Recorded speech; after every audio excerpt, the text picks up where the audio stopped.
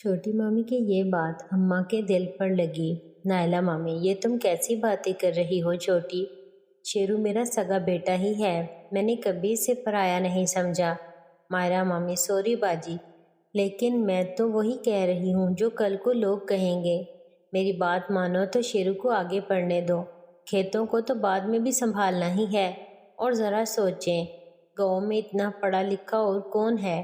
شیرو اگر آگے پڑھ جائے گا تو اس کی سب لوگ کتنی عزت کریں گے۔ دیبا مامی، میں مائرہ کی بات سے متفق ہوں باجی، شیرو کو آگے پڑھنے دینا چاہیے۔ نائلہ مامی، مگر اسے پڑھنے کے لیے شہر بھیجنا پڑے گا، اور کہیں سے شہر کی ہوا لگ گئی تو اگر یہ غلط سنگت میں پڑ گیا تو؟ مائرہ مامی، باجی کیا آپ کو شیرو پر بھروسہ نہیں ہے کیا؟ آپ کو اپنی پرورش پر بھروسہ نہیں؟ آج تک کیا شیرو نے کوئی ایسا کام کیا ہے جسے کوئی اس پر انگلی اٹھائے؟ نائلہ مامی، وہ تو ٹھیک ہے مائرہ، مگر شہر میں کیسے کیسے لوگ ہوتے ہیں، میں نہیں چاہتی میرا بیٹا غلط سنگت میں پڑ جائے۔ مائرہ مامی، آپ اس بات کی فکر مت کیجیے، مجھے شیرو پر پورا بھروسہ ہے، وہ کبھی کوئی غلط کام نہیں کرے گا۔ یوں ہی باتوں میں رات ہونے کو آ گئی۔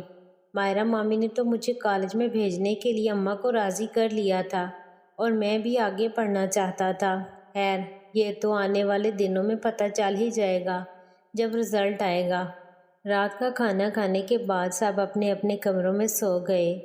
آج میرے پاس نہ تو دیبا مامی آئی ہیں اور نہ ہی مائرہ مامی آئی۔ ضرور مائرہ مامی نے ہی دیبا مامی کو روکا ہوگا تاکہ میں رات کو انجوائے نہ کروں۔ صبح میں اکھاڑے گیا اور آ کر ناشتہ کیا۔ ناشتے کے بعد میں راجو سے ملنے گیا۔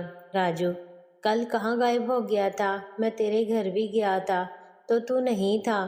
شیرو، تو گھر نہیں تھا تو سوچا میوش سے مل لیتا ہوں، یہی سوچ کر نہر پر گیا، مگر وہ بھی نہیں ملی، بس پھر ایسے ہی ادھر ادھر ٹائم پاس کیا۔ راجو، چل پھر آج نہر پر چلتے ہیں، میں نے شہناز کو بلایا ہے، تو میوش کو بھی بلا لے ادھر ہی۔ ہم دونوں گھر سے نکل پڑے۔ میوش مجھے آنگن میں نظر آئی تو میں نے اسے نہر پر آنے کا اشارہ کر دیا اور ہم نہر پر چلے گئے۔ میں میوش کے ساتھ اور راجو شہناز کے ساتھ نہر کے کنارے بیٹھے پیار بھری باتیں کرتے رہے۔ اس کے بعد ہم گھر کو نکل پڑے۔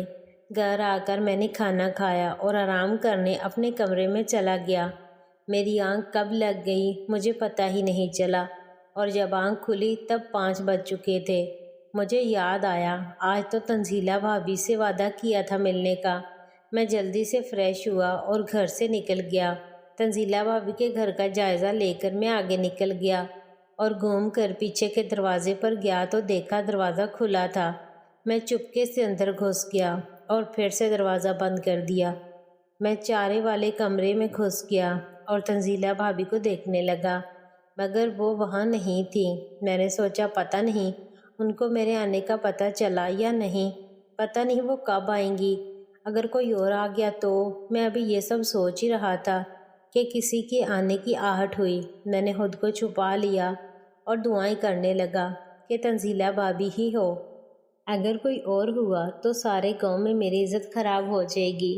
میری سن لی گئی اور اگلے ہی پل تنزیلہ بھابی ہاتھ میں ایک ٹوکری لیے ہوئے اندر آ گئی۔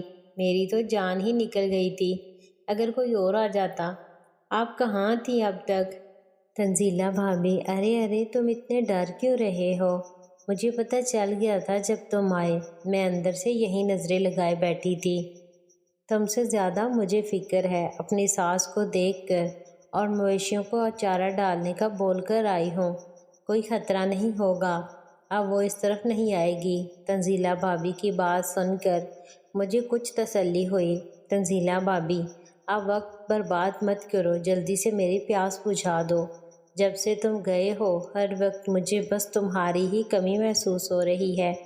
یہ کیا جادو کر دیا ہے تم نے؟ اتنا کہہ کر تنزیلہ بھابی مجھ سے لپٹ گئیں اور میرے منہ پر جگہ جگہ کس کر کے اپنی بے قراری دکھانے لگی۔ میں نے بھی وقت برباد کرنا ٹھیک نہیں سمجھا اور بھابی کو پیار کرنے لگا۔ بھابی گرم جوشی سے مجھے جواب دے رہی تھی۔ میں سب کچھ جلدی جلدی کرنا چاہتا تھا تاکہ میں کسی کے آنے سے پہلے نکل سکوں۔ میں نے انہیں گھما دیا اور جھکنے کو کہا۔ بھابھی دیوار کا سہارا لے کر جھک گئی۔ میں نے بھابھی کے دروازے کو پینٹ کرنا شروع کر دیا۔ کسی کے آنے کے ڈر سے ہم دونوں ہی چپ چاپ اپنا کھیل کھیل رہے تھے۔ ابھی کھیل کو چند منٹ ہی ہوئے تھے کہ بھابھی آؤٹ ہو گئی۔ تھوڑی دیر کے بعد میں بھی اپنے کپڑے ٹھیک کر کے باہر چیک کر کے پیچھے کے دروازے سے نکل رہا تھا۔ میں ایسے تیز قدموں سے بھاگ رہا تھا جیسے کوئی چوری کر کے آیا ہوں۔ ویسے یہ سب چوری جیسے ہی تو ہے، اگر کسی کو پتہ چل جاتا تو میرا کیا ہوتا۔ خیر تنزیلہ بھابھی کی پیاس بھی بجھ گئی اور میں نے بھی اپنا سواد لے لیا بنا کسی کو پتہ چلے۔ میں سیدھا گھر آ گیا۔ مائرہ مامی میری حالت دیکھ کر سمجھ گئی کہ میں کہاں سے آ رہا ہوں، کیونکہ میں نے کل ہی ان کو بتا دیا تھا کہ میں نے شام کو تنزیلہ بھابھی کے پاس جانا ہے۔ میں پہلے باتھ روم میں گیا، فریش ہو کر میں نیچے آ گیا اور اماں اور مامیوں کے ساتھ باتیں کرنے لگا۔ رات کو ہم نے مل کر کھانا کھایا اور اپنے اپنے کمروں میں سونے چلے گئے۔ رات کو مائرہ مامی میرے پاس آئیں۔ مائرہ مامی تو کر آئے پوری تنزیلہ کی ضرورت، آپ کو تو پتہ ہی ہے۔ مائرہ مامی آج کیسے کیا؟ کیا گھر میں کوئی نہیں تھا؟ نہیں، گھر پر ان کی ساس ہی تھی اور ہم نے پیچھے مویشیوں کے باڑے میں کیا جہاں چارہ رکھتے ہیں۔ مائرہ مامی کتنا رسک لے رہی ہے وہ، اگر کسی کو پتہ چل گیا تو؟ اور یہ بتا تو اس کے ساتھ پروٹیکشن کے ساتھ ملتا ہے یا ایسے ہی؟ شیرو اس کی کیا ضرورت ہے، وہ کوئی بازارو عورت تھوڑی ہی ہے، اور آپ کے اور دیبا مامی کے ساتھ بھی تو بنا ایسے ہی ملتا ہوں۔